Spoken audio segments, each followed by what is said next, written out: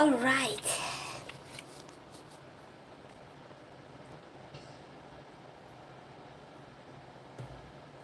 To us. For this week, our theme is going to be compositional studies. So we're going to take some of my most favorite paintings, some of them from High Renaissance, Baroque, Romanticism, and we're going to try to see them as shapes and study, their composition and see why they work. So for today, we're going to go with one of the best Venetian painters of the High Renaissance, Tiziano. So we're going to see how we do. Fuck it.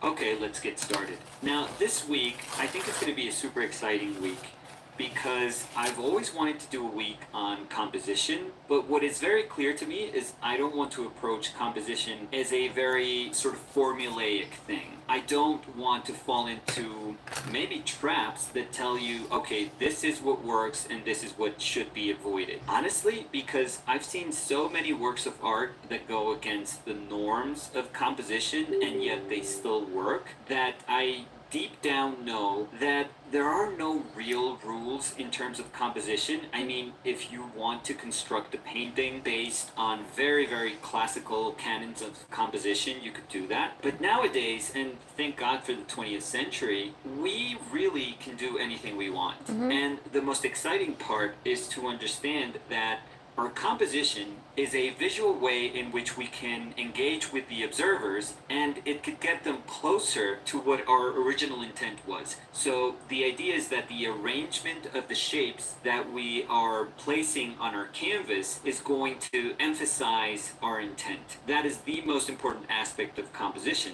But if you really think about it, then what that means is that we have to identify what our intent is, and we have to extract all the potential that that messaging has, and we have to find a way, a really exciting way, to arrange shapes, to arrange rhythms, to create a sort of choreography within this space that we're going to work in, where all those efforts are put in place so that we can communicate our message with more power and more strength. So the way I thought could be the most exciting way to engage with this very fundamental aspect of painting was through the paintings that are fantastic compositions, painters that are extraordinary painters, and just really looking at what they have done, and even in some cases to try and be critical and to see that maybe some things that they have done don't quite work, which is actually really, really good too. So for today, we start with an extraordinary painter and an amazing painting. Titian, Tiziano, he is one of the most famous Venetian painters of the High Renaissance. And he is one of the most extraordinary painters in all of art history, in all of painting history. He was also blessed with the gift of being able to live, at a time where people were considered old when they got to their 60s. Titian was able to live, nobody really knows, but people speculate that he was in his 90s. We are Some people blessed say that because he was over lived that 100, long. which is a bit of an exaggeration. But what that means is that he was actually able to see a ton of development in painting at that time. Because if you think about it, he was living through Renaissance and High Renaissance, and he was there in the transition towards Mannerist painting and Baroque painting. So he was very, very aware of how painting was actually transforming itself. That, coupled with the fact that he was a Venetian painter, which meant that they were far bolder painters. They took far more chances than painters from other regions in Italy. What you get, in the end with Titian, it's just a painter that is incredibly contemporary.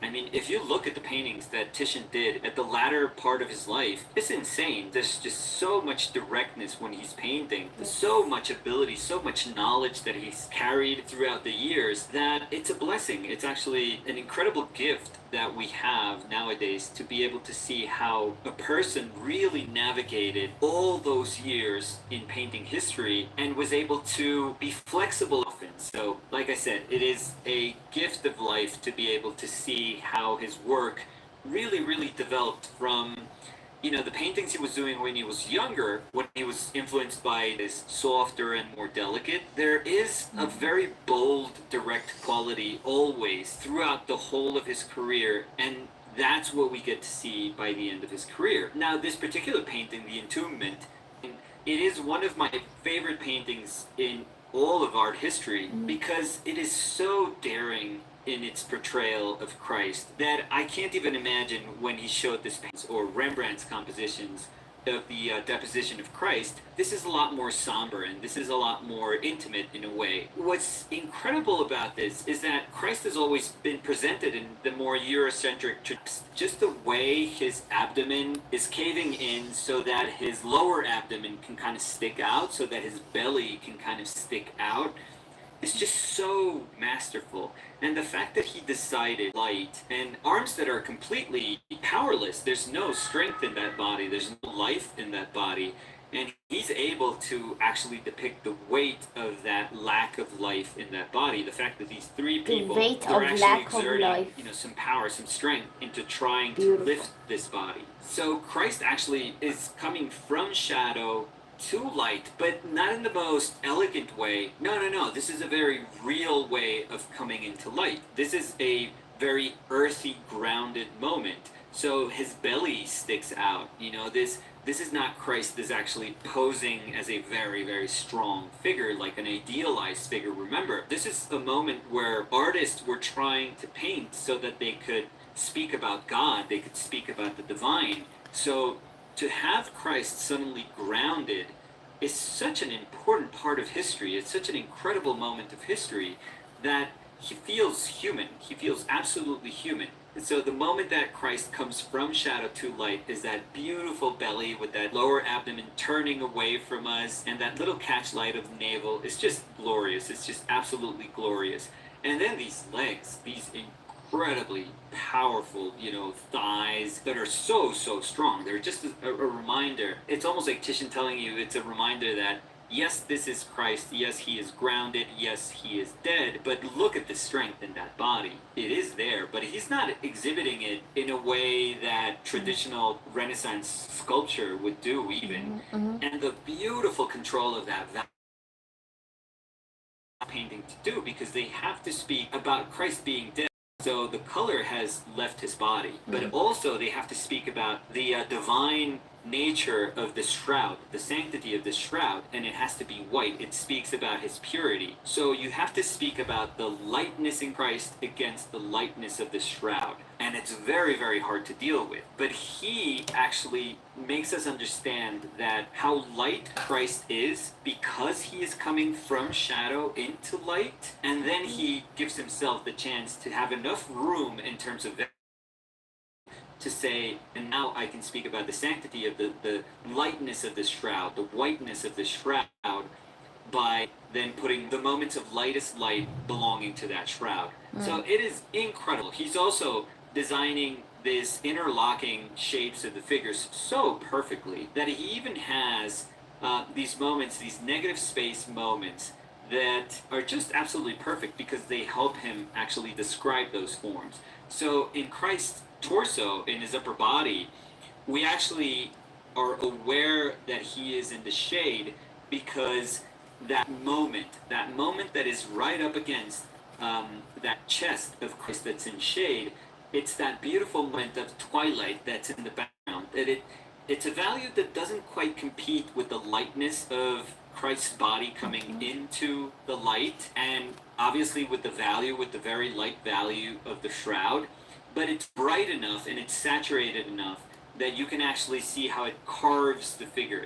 That moment of the background is so important, and he actually repeats it. So behind Christ's shoulder and going up against the side of his head is also that little bit of twilight, that little bit of warmness that is going to help us read that head a little bit more. So it's not spelled out, but he gives us enough tiny little moments where we can understand that yes, Christ is in the shadow, but there's still, all this light in the atmosphere, all this light in nature helping us understand his body. So that is just absolutely magical. That is genius. Those things were not really done that much during the Renaissance or High Renaissance. So the fact that he understood that he could use light to tell a story was just incredible, was just absolutely incredible. And even though this high Renaissance, this is something that people didn't really do. They were trying to understand how to use light Yeah. as a subject matter too, and as a sort of guiding element in terms of how to traverse through the painting, how to read the painting. This obviously is going to be employed by Baroque painters for that reason, for that sole reason. The fact that he understood how to abstractly arrange those shapes, but also of this painting. Ruskin did a watercolor, beautiful watercolor of this painting. Turner did a study of this painting. I mean, it's 100%. Yeah. I mean, that is a painter's painter. That is what you want out of painting. Yes. I know Raphael was super elegant. There would be no Rubens if it wasn't for Titian. Period. Yes. And the beast that Delacroix was as a painter wouldn't exist if it were, because there's no strength to his body. Like because there's no strength to his body. Like he has collapsed. So I'm gonna show that his body is at rest. He has collapsed. So I'm going to show that his body is at rest, that he's exhaled, that he's exhaled. All the tightness of his body has seen subject that you could ever paint at that time. That's insane. It's absolutely crazy. At time. That's insane. It's absolutely crazy. Just the guts to have done this, to have said, it's a simple painting, I don't have to do anything. Okay, these shapes are actually going to have an effect on each other. It's not going to be about the description of who's who in this painting. It doesn't matter. It doesn't matter. He was even willing to say, instead you're going to put all your actors in this image, in this set, and you're going to place them in such a way that the light that is affecting them is going to affect the whole of the story. Yeah. It's such an integral way of seeing a painting. Again, it just blows my mind. And again, it just blows my mind. And it has boggled the mind of painters throughout history. And that's why I think it's just an extraordinary painting. So my idea with this It's my week background, was to by the just way. study these paintings in very, very abstract ways. I'm not interested in this point in saying, oh, look at the anatomy of those legs, which is just absolutely exquisite. But I don't care about those things right now. I care about the most fundamental aspects of this painting. And just by really trying to capture them in a small dimension, I think it's an incredibly gratifying exercise, because it really gives you a sense of the ability that the artist had to kind of envelop this image, to have an overarching idea of what this image had to be doing. And that's the most important part of composition, that the parts that make up the composition can't be stronger than the whole. The wholeness of the image is just incredibly striking, and then when you see the tiniest part is as striking as the whole. So you're never going to be able to find a more complete painting in art history, and that's why we're starting here with just this beast of a painting, this just incredible painting, and just looking at it for what it is, just very, very abstract shapes, and just trying to, push ourselves in Titian's mind, if we could ever do that, and try to go through the decisions, through the steps that he took to actually compose this painting. We're going to start with Titian, and that's what we're going to do throughout the week. I think we're going to go like High Renaissance, Baroque. We're going to stay in the Baroque, and then maybe go to Romanticism. So we're kind of still going to move in like 200, 250 years of painting. And I'm not trying to pick paintings that are popular or that are huge. Pick paintings that I really, really like, and paintings that we can get into, and that we can also engage in a critical discussion of why these shapes actually work, of why the disposition of these shapes is actually beneficial to the story that the painter wanted to communicate. So that was it for today. I hope you guys liked it, and join me tomorrow. Remember, it's Spanish Tuesdays, where we study another old master painting. I mean, they were all geniuses, so this is going to be a lot of fun. So thank you guys for hanging out. I'll see you tomorrow. Bye.